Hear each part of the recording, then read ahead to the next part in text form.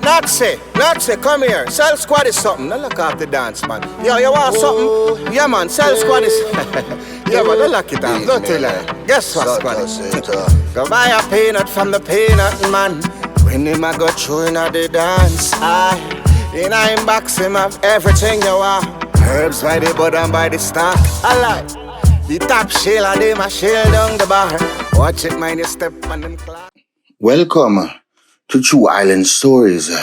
This is part one of our national era story, Queen Nanny, or Nanny of the Maroons.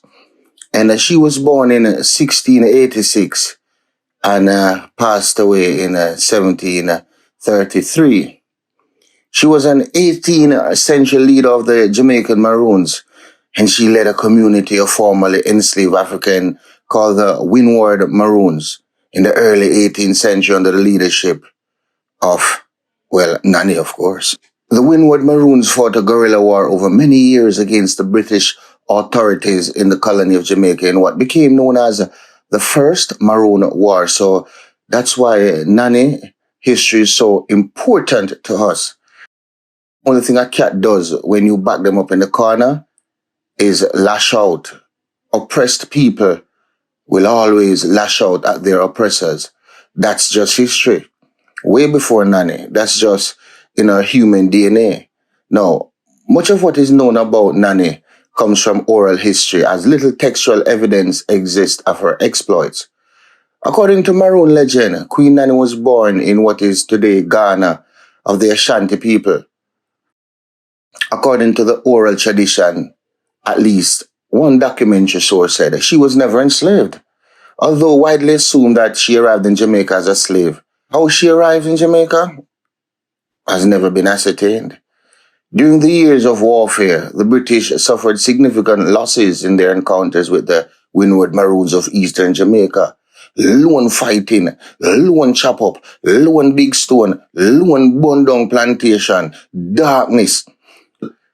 Maroons attributed their success against the British to successful use of supernatural powers by Nanny.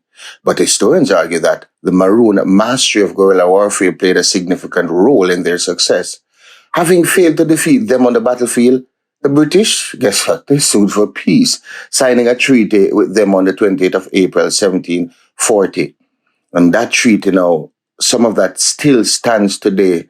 That's why you have the Maroon Town in St. Elizabeth, Clarendon, all over, even in the Blue Mountain Hills. The treaty stopped the hostilities, provided for state-sanctioned freedom for Maroons, and granted 500 acres of land to Nanny and her followers. The village built on the land grant still stands, and today it is called Maroon Town. It is also known as the New Nanny Town. Modern members of the Moortown celebrate 28th of April 1740 as a holiday. Now, in 1975, the government of Jamaica declared Nanny as the only female national hero, celebrating her success as a leader, military tactician, and master strategist. Her image is also on the Jamaican $500 note, which is called Nanny in Jamaican slang. Yeah, man. So, when $500 just came in, with Nanny face, we were so proud, and she's our only female hero. I'm sure there must have been others, but little is known of their history, their heritage, and also their exploits.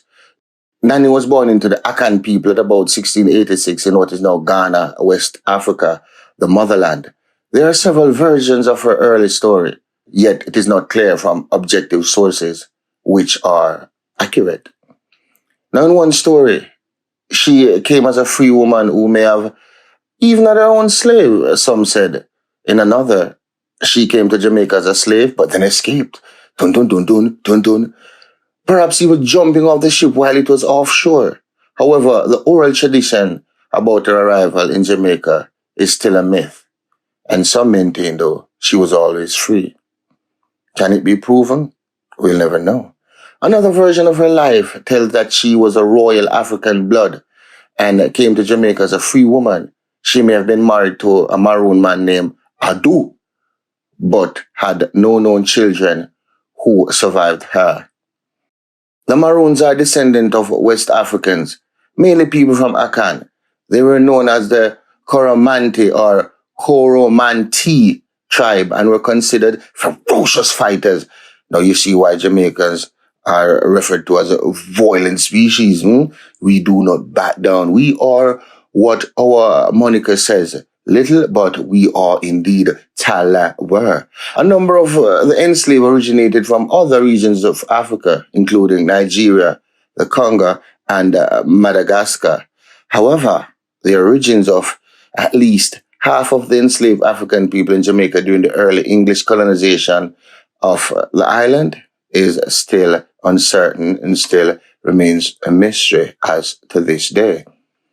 After being brought to Jamaica in the course of the transatlantic slave trade, many enslaved Africans fled from the oppressive conditions of plantation and formed their own communities of free black people in Jamaica in the rugged hilly interior of the island. People who escaped from slavery joined these maroon communities in mountains of eastern Jamaica or the cockpit country in the west of the island. And there has been a recent uproar as it regards to the cockpit country because it is said that our government is in business or in bed with businessmen from over the globe, mainly Canada, to come and exploit the land, dig it up for precious minerals and so forth. And this, in turn, will disrupt the Maroons' way of life. So that is still up in arms. And boy, Jamaicans, we don't give up. From we say it will not happen, then chances are it will not happen without a fight. And do you know that the Maroons have their own government, their own town, and they are free to make their own decision? However, since of late, it is said that now Prime Minister and his cabinet does not recognize the treaty. Hmm.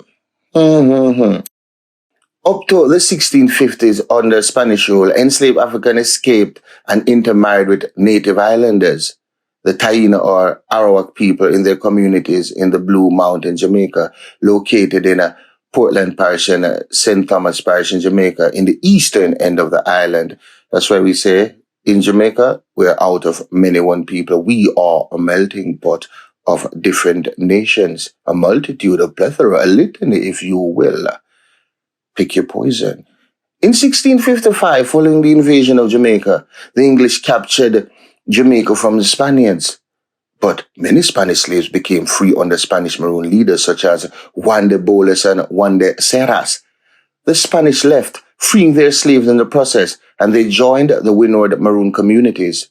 These formerly enslaved people, with their ranks enhanced with escaped and liberated slaves, became core of the Windward Maroons, and they staged a prolonged fight against English subjugation and enslavement. They would not have it, none of it, treachery, and they rebelled bloodily. Later in the 17th century, more slaves escaped, joining the two main bands of Windward and Leeward Maroons. That's why in Jamaica you have the Windward Islands and the Leeward Islands in the islands of wherever it is. But I leave that to you to go research.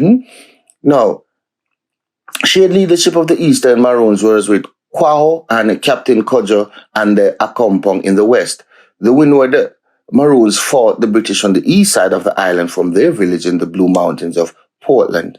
Now, this history is imperative that we know, because without our history, then we know it not where we're going futuristically. Okay then. The community raised animals, hunted, and grew crops. And they brought many of their farming skills from Africa. Because even in the Carolinas, rice, they did not know how to plant rice because slaves were subjugated and isolated in the swamplands after they were declared free. But you know how the powers that be at that time, the white people, they tossed them in the swamplands where they thought it was useless, fruitfulless. But guess what? In every rubble, you can find a diamond. In every mud. In every defeat, there's a victory. You just have to know where to binocular, where to look.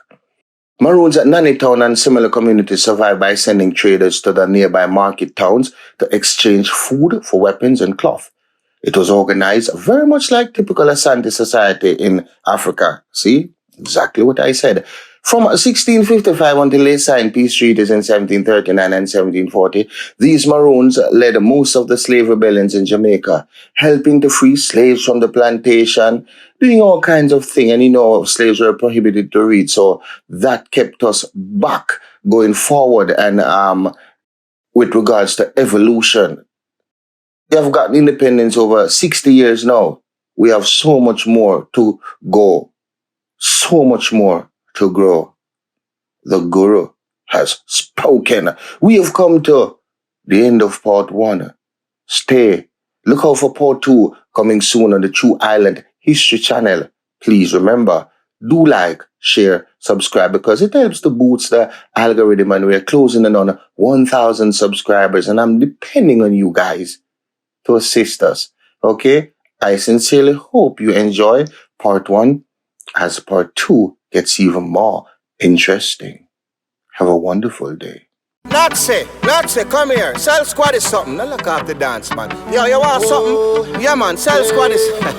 Yeah, man. Don't lock it off. Don't tell her. Guess what, Squad? Go buy a peanut from the peanut man. When him I go through in the dance, in him box him have everything you want. Herbs by the bud and by the stock. I like the top shell and them a shell down the bar. Watch it, mind you step on them clock.